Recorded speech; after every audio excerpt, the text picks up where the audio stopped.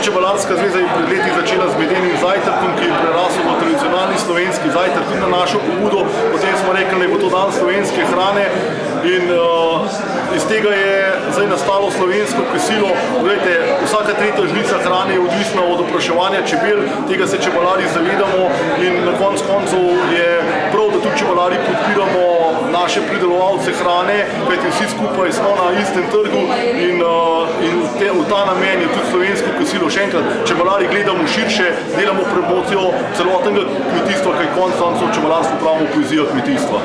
In kako je sestavljeno to slovensko kosilo? To kosilo je pa sestavljeno samo iz zaščitenih proizvodov, ki jih je zaščitila Evropska unija, 3 medovi in ostali proizvodi, in hočemo pokazati Slovencem, naši vladi, vsem, da se iz teh proizvodov lahko naredi čudovito kosilo in naj bo to praksa tako na raznih državnih srečanjih, da podpremo slovensko hrano in da jo promoviramo tudi na ta način.